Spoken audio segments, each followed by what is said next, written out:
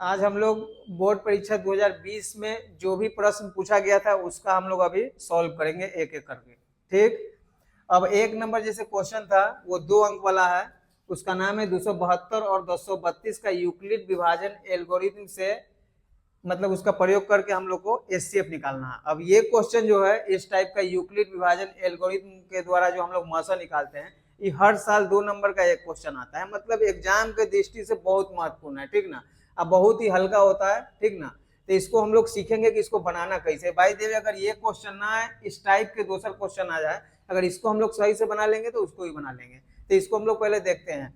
तो सबसे पहले लिखेंगे हम लोग 272 और उसके बाद 1032, इस तरीका से हम लोग को लिख लेना है। अब देखना है कि इसमें बड़ा कौन है, बड़ा 1032 है, तो हम लोग इस तरीका से इधर कर देंगे। ठीक ना, मतलब 1032 बड़ा हो गया, 272 छोटा हो गया। आगे हम लोग क्या करेंगे कि 272 है उससे हम लोग को भाग देना है 1032 में, 272 से भाग देना है 1032 में। अब हम लोग क्या करेंगे कि 272 का पहाड़ा तो किसी को आता नहीं है, तो हम लोग क्या करेंगे कि 272 को 1 से गुना करेंगे। शुरू करने के लिए मतलब समझाने के लिए इस टाइप से लिखना है। बहुत लड़का है उसको समझ में आ रहा है कि 2 चौका 8, अगर 4 मरते गुना करेंगे या 3 मरते हमको मिल जाएगा, तो जब एक्सपीरियंस होने के बाद हम लोग इसे गुना करेंगे। अब जो बच्चा को साफ नहीं आ रहा है, एग्जाम में बैठ गया तो क्या करेगा, तो उसको 1 से 2 से 3 से मतलब धीरे धीरे उसको गुना कर लेना, वहां तक पहुंच जाना है। तो 272 को 1 से, फिर 272 को 2 से, 272 को 3 से, फिर 272 को सॉरी यही इस तरीका से हम लोग क्या करेंगे, पहले गुना कर लेंगे। तुमको 2 अंक का जो गुना होता है ना, 2 अंक ऊपर और 2 अंक नीचे, उसका एक आसान ट्रिक हम बहुत जल्दी बताएंगे तुमको। एक ही बार में गुना कर लेना है 3 अंक का भी। ठीक ना, अभी थोड़ा सा पहले इसको हम लोग देख लेते हैं। तो 2 इकाई हो जाएगा 2, 7 इकाई 7, 2 दूना 2 इकाई 2 होगा। फिर यहाँ आते 2 दूना 4, 7 दूना 14 के 4, 2 दूना 4 आए 5, फिर इधर आते हैं 3 दूना 6, 7 3 21 के 1, 3 दूना 6 2 8, फिर इधर आते हैं 4 दूना 8, 7 चौक 28 के 8, 4 दूना 8 है 2 10। अब हम लोग देखेंगे कि हमको चाहिए 1032, नहीं तो 1032 से छोटा। अब इसमें देखेंगे कोई 1032 है क्या, तो नहीं है। अब 1032 से बड़ा आ रहा है 1088 और 1032 से छोटा आ रहा है 816। कितने बार में आ रहा है, 3 बार में। तो 3 यहाँ लिखेंगे, यहाँ लिखेंगे हम लोग 816 लिख लिए। अब तुम लोग को क्या करना है कि घटा लेना है। घटाने तो सबको अवे करता है। अब हम लोग क्या करेंगे कि 2 में से 6 नहीं घटेगा, हासिल लेंगे 12 में से 6 घटाएंगे 6, ये हो जाएगा 2 में से 1 घटाएंगे 1, 10 में से 8 गया 2, कितना हो गया हम लोग का 216। अब इसको बोलते हैं हम लोग शेषफल। क्या बोलते हैं, पहले हम लोग समझ लेते हैं कि नाम क्या आता है। जिससे भाग देते हैं उसको बोलते हैं हम लोग भाजक। कथी बोलते हैं, भाजक। जितना बार में हम लोग गुना करते हैं तो उसको बोलते हैं हम लोग भागफल। कथी बोलते हैं, भागफल। ध्यान ये सब बहुत जरूरी है, इसी पे मतलब ये बनबे करता है। तो ये हो गया भाजक, जितना बार में गुना करेंगे हो गया भागफल। जो नीचे बच के आता है उसको हम लोग बोलते हैं शेषफल। कथी बोलते हैं, शेषफल। मतलब कि काम उम करने के बाद तुम्हारे पास क्या कुछ बचा है, जोड़ घटाव गुना भाग करने के बाद, उसको हम लोग शेष बोलते हैं। तो ये शेषफल हो गया। अब बात है कि जिसमें भाग दे रहे हैं उसका क्या नाम है, तो उसका नाम बहुत छोटा सा है, उसका नाम है भाज्य। क्या नाम है, हाँ, तो इतना समझ में आ गया कि जिससे भाग देंगे उसका नाम है भाजक, जिसमें भाग देंगे उसका नाम है, जितने बार में हम लोग गुना करेंगे लगाएंगे उसको बोलेंगे हम लोग भागफल, जो नीचे बच के आएगा शेषफल। अब हम लोग जो मैथ बना रहे हैं ना उसका नाम है मौसा। कथी नाम है, आई जो विधि चल रहा है उसका नाम क्या है, यूक्लिड विभाजन एल्गोरिथम। क्या है, यूक्लिड विभाजन एल्गोरिथम। ठीक ना। अब तुमको क्या करना है कि जो नीचे शेषफल 216 है ना, तब मौसा निकालने में नियम ये होता है कि जब तक शेषफल 0 ना आ जाए तुमको बनाते रहना। तो हम लोग का अभी शेषफल 0 नहीं आया है, 216 आया है। तो जब शेषफल 0 नहीं है तो आगे काम होगा। आगे काम कैसे होगा, तो तुमको शेषफल के बगल से ना एक इस टाइप से रेखा खींच लेना है। ठीक, खींच लिए। अब जो भाजक यहाँ है ना वो अब इधर भाज्य बन जाएगा। बस ध्यान इतने देना है कि जो बाहर संख्या है ये अब यहाँ पे आ जाएगा। तो 272 हम लोग स्टेप लिख के यहाँ से इसे घेर देंगे, घेर दिए। अब तुमको क्या करना है कि फिर 216 का पहाड़ा किसी को नहीं आ रहा है तो फिर वही 1 मरते 2 मरते 3 मरते जितना बार में तुमको लगाना है लगा सकते हो। अब मान लो कि इधर 272 है या इधर तुमको 200 है, नॉर्मल मान लो। तो अगर 2 मरते गुना करेगा तो 400 चला जाएगा, मतलब ज्यादा चल जाएगा। तो 2 मरते ज्यादा जाएगा, इसीलिए कै मरते में लगाना होगा, एक मरते में लगाना होगा। तो एक मरते में कोई संख्या को गुना करेंगे ना उतना ही रह जाता है। तो यहाँ पे लिखेंगे हम लोग 216 लिख लिए। आगे क्या करेंगे कि 12 में से 6 घटाएंगे कितना हो जाएगा, अभी ये हो जाएगा 6, 6 में से 1 घटाएंगे कितना 5, ये हो जाएगा 0। शेषफल कितना आ गया 56। फिर आगे हम लोग अभी मैथ बनाएंगे क्योंकि शेषफल अभी भी 0 नहीं आया है, नहीं आया तो फिर हम लोग एक रेखा खींच लेंगे। खींचने के बाद अब सबसे पहले लिखे थे 272 को इधर, अब फिर जो मेरे पास बाहर है ये 216, ये पर अब यहाँ आ जाएगा, ठीक ना। तो यहाँ हम लोग लिखेंगे 216, कोई दिक्कत।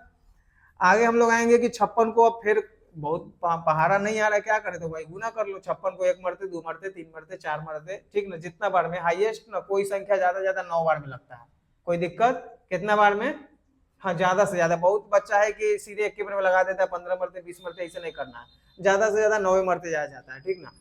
अब 56 को हम लोग मान ले कि 2 से गुना करते हैं, 6 दूना 12 के 2, 5 दूना 10, 1 11। फिर 56 को कैसे, 3 से 6 18 5 15 1 16। फिर 56 को कैसे, 4 से 6 चौका 24, 5 चौका 20 है 2 22।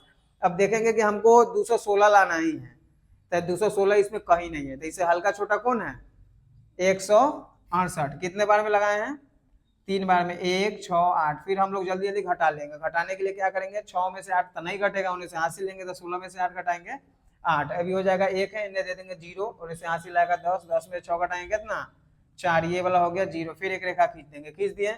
और फिर से तुमको क्या करना है कि अभी भी शेषफल 0 नहीं आया है, तो जो ये जन्मा जो संख्या है ना वो यहाँ पे आ जाएगा, तो यहाँ तुम 56 लिख लो, जल्दी से लिख लिया। आगे तुम क्या करना है तुमको कि फिर 48 से 1 मरते 2 मरते, बस ट्रिक वही है, तरीका वही है, खाली बस गुना कर करके तुमको पढ़ते रहना है। अब 48 को 2 मरते लगाएंगे 96 हो जाएगा, इसीलिए 48 से कितना हो जाएगा। अब हम लोग क्या करेंगे कि 16 में से 8 घटाएंगे कितना होगा 8, इसको घटा लेंगे कितना होगा 0। अभी भी शेषफल 0 नहीं है, मतलब काम अभी जारी रखना है हम लोग को। अब जारी रखना है तो एक रेखा फिर तुमको इसे खींच लेना है, खींच लिए। अब जो यहाँ पे 48 है ना उसका भी यहाँ पे नंबर आ गया, और सबको काट काट के धज्जे उड़ा देंगे हम लोग, ठीक ना। तब 8 से 48 कितने बार में, 6 बार में, तो यहाँ पे 6 लिखेंगे, यहाँ पे हम लोग 48 लिखेंगे। अब जब घटा देंगे तब हम लोग का 0 आ गया हुआ है। तो इस तरीका से जो हम लोग का जो एचसीएफ निकाल रहे थे दो संख्या का, उसका शेषफल अब 0 आ गया। जैसे शेषफल 0 आएगा मतलब काम आगे नहीं करना है। अब हमको पता लगाना है कि एचसीएफ होगा कौन। तो इसमें नियम होता है कि सबसे लास्ट में जिससे हम लोग भाग देते हैं ना जो संख्या से, वही एचसीएफ होता है। अब सबसे लास्ट में हम लोग भाग किससे दिए हैं 8 से, तो हम लोग का एचसीएफ कितना हो जाएगा 8। तो हम लोग लिखेंगे इसीलिए एचसीएफ बराबर कितना होगा 8। ये एक मतलब क्वेश्चन एग्जाम में आना ही आना है, 2026 के एग्जाम में या कोई भी एग्जाम हो। अगर छूट जाएगा तो 2 नंबर बहुत ही आसान है, मतलब बनाने में बहुत ही इजी है, ठीक ना। यही तरीका को फॉलो करके आप कोई भी एचसीएफ निकाल सकते हैं। तो आप क्या करिए कि इसको जल्दी जल्दी से उतार लीजिए। अब हम लोग दूसरा क्वेश्चन में आ गए हैं। दूसरा क्वेश्चन है कि उस अर्धगोले का वक्र पृष्ठ निकाले जिसका व्यास 14 सेंटीमीटर। बहुत इंपोर्टेंट क्वेश्चन है, मतलब 2026 में पूरा चांस है कि आ भी सकता है, ठीक ना। आए या ना, लेकिन तुमको आना चाहिए, ठीक ना। अब अर्धगोला है तो अर्धगोला बोलते हैं जो भी गोला होता है उसको आधा कर देते वो हो जाएगा हम लोग का अर्धगोला। उसको निकालना है हम लोग का वक्र पृष्ठ, ठीक ना। अब हम लोग का दिए हुआ है व्यास, तो कोई भी जब हम लोग आयतन या वक्र पृष्ठ या कुछ भी निकालते हैं ना उसमें ज्यादातर हम लोग मतलब त्रिज्या का उपयोग करते हैं, ठीक ना। लेकिन हम लोग को दिया क्या है अभी व्यास दिया है, तो हम लोग लिखेंगे यहाँ अर्धगोला का व्यास बराबर हो जाएगा 14 सेंटीमीटर। कोई दिक्कत, पहले क्या लिख लेना है कि अर्धगोला का व्यास बराबर 14 सेंटीमीटर। अब व्यास है तो हम लोग को पहले क्या निकालना है त्रिज्या निकालना है। तो लिखेंगे हम लोग इसीलिए अर्धगोला का त्रिज्या बराबर क्या सूत्र होता है व्यास बटा में 2 होता है। और तुमको क्या करना है कि व्यास के जगह पर ना तुम कितना डाल दोगे और नीचे कितना है कितने बार में कटेगा 7 बार में। तो हम लोग का जो त्रिज्या निकल के आ गया हुआ है 7 सेंटीमीटर। और तुमको क्या करना है का हमको वक्र पृष्ठ निकालना है। तो हम लोग लिखेंगे अतः अर्धगोला का वक्र पृष्ठ कति लिखेंगे। इसमें 2 चीज होता है, ध्यान रखना है। अर्धगोला में एगो आयतन होता है, एगो वक्र पृष्ठ होता है, एगो संपूर्ण पृष्ठ भी होता है। तो जो अर्धगोला का वक्र पृष्ठ होता है उसका सूत्र होता है 2πr²। अब तुम लोग बोलेगे कि 2πr² कहा जाता है, जो गोला का संपूर्ण पृष्ठ होता है ना वो 4πr होता है। अब बीच में से उसको हम लोग काट देंगे तो कितना हो जाएगा, 2πr² हो जाएगा, ठीक ना। बिना ढक्कन का, ढक्कन अब जैसे कोई कटोरा है उस पर ढक्कन नहीं है, तो जब ढक्कन नहीं है तो उसका क्या होगा, 2πr² होगा। तो तुमको ज्यादा नहीं देखना है, बस सिर्फ मैथ देखो। अब 2 के 2 लिखो, पाई का हम लोग मान पता है कितना, 22/7। अब जो r² है ना, तो r को हम लोग त्रिज्या बोलते हैं, कभी बोलते हैं। अब त्रिज्या के जगह पर तुम्हारे पास कितना है, तो लिखेंगे 7 × 7। स्क्वायर का मतलब उस त्रिज्या को 2 बार लिख देना, तो जो त्रिज्या है उसको 2 बार लिख दिया। अब देखना कि कोई कटने वाला है ऊपर नीचे, तो देखेंगे एगो 7 नीचे है, एगो 7 ऊपर है, तो दोनों को क्या कर देंगे, काट देंगे। अब जो बच गया है उसको गुना कर लेंगे। तो पहले हम लोग गुना करेंगे, 22 दूना 44 है, 44 को 7 मरते में तो ज्यादा मतलब अति पड़ेगा। तो तुमको क्या करना है कि 22 7 हो जाएगा हम लोग को 154, या 22 दूना 44 जो तुमको मन है वही से गुना कर सकते हो। तो 22 दूना 44, फिर 44 को कितना से, तो 7 चौका 28 के 8, 7 चौका 28 है 2 30, कितना आ गया हुआ है 308। तो हम लोग लिखेंगे 308 मतलब 308। और सेंटीमीटर लिखना बहुत जरूरत है, तो सेंटीमीटर लिख देंगे। अब वक्र पृष्ठ है ना, क्षेत्रफल में उसको हम लोग नापते हैं, मतलब कि स्क्वायर में, तो इसीलिए हम लोग यहाँ पे क्या दे देंगे, इस तरीका से जो हम लोग का अर्धगोला का वक्र पृष्ठ है वो आ गया है 308 सेंटीमीटर स्क्वायर। तो समझ में आ रहा है ना तुम लोग को। चलो 2 क्वेश्चन हम लोग बना लिए, अब हम लोग तीसरा क्वेश्चन में आ गए। तीसरा क्वेश्चन है, पहले पढ़ने के लिए देख लो कि इसको पढ़ना कैसे है।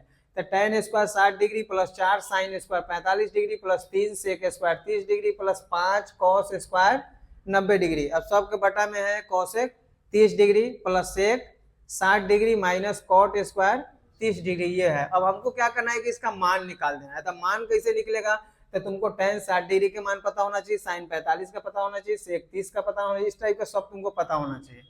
तो तुमको क्या करना है कि फिर एक रेखा बराबर दे देना, उसके बाद पहले एक सीधा रेखा खींच लेना, खींच लिए। अब पहले क्या करना है कि tan 60 डिग्री का मान होता क्या है, तो tan 60 डिग्री का मान 30 डिग्री होता है। तो ये सब चला जाएगा, उसके जगह पर क्या आ गया हम लोग का √3। अब इसको जब इसमें tan² है मतलब इसमें भी हम लोग एक स्क्वायर दे देंगे, कोई दिक्कत। अब प्लस है था प्लस, अब 4 है था 4। अब 4 का मतलब है कि sin² में गुना होगा, जो 45 डिग्री का मान होगा ना उसको 4 से गुना होगा, तो हम लोग गुना दे देंगे इस तरीका से। और sin 45 डिग्री के है ना वो उसका नाम है 1/√2।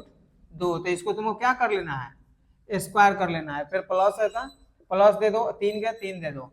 अब sec² कितना है 30 डिग्री। तो तुम लोग को क्या करना है कि sec 30 डिग्री का मान हम लोग देखेंगे। तो होता है sec जो होता है ना वो cos का उल्टा होता है। तो cos 30 डिग्री का मान होता है √3/2, तो ये हो जाएगा 2/√3। तो तुमको लिख देना है 2/√3। इसको तुमको क्या दे देना है स्क्वायर, प्लस है था प्लस 5 है था 5। अब cos² 90 डिग्री। तो तुमको क्या करना है कि cos 90 डिग्री के देखो cos 0 डिग्री का मान 1 होता है, तो 90 डिग्री का मान 0 होता है। तो तुमको कभी का स्क्वायर देना पड़ेगा, 0 का स्क्वायर देना होगा। इतना करने के बाद अब हम लोग नीचे आ जाएंगे। अब cosec 30 डिग्री, तो देखो cosec जो है ना साइन का उल्टा होता है, साइन का होता है 30 डिग्री का 1/2, तो हो जाएगा 2/1। 1 का वैल्यू खत्म, कितना बच जाएगा, तो तुम 2 लिख दो यहाँ।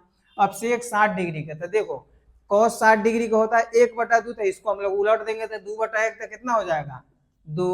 माइनस है था माइनस cot 30 डिग्री का, तो देखो साइन 30 डिग्री का होता है 1/√3, तो इसको घुमा देंगे तो हो जाएगा √3/1। 1 का वैल्यू क्या हो जाएगा खत्म। तो हम लोग के पास कितना बचेगा, तो इसको तुम स्क्वायर दे दो, कोई दिक्कत। फिर हम लोग एक बराबर के नीचे बराबर देख के फिर ऐसे एक रेखा खींच लेंगे, खींच लिए। अब जो ये 2 है ना मतलब स्क्वायर से √3 खत्म हो जाएगा, तो कितना बचेगा, फिर प्लस है था। अब फिर e² से √3 उड़ जाएगा, तो 4 पहले तो 2 से 1 मरते में 1 को 2 मरते गुना करेंगे तो 1 होगा, 4 इकाई कितना होगा 4। ये जो 2 से ना ये स्क्वायर से रूट उड़ गया तो कितना बचेगा 2।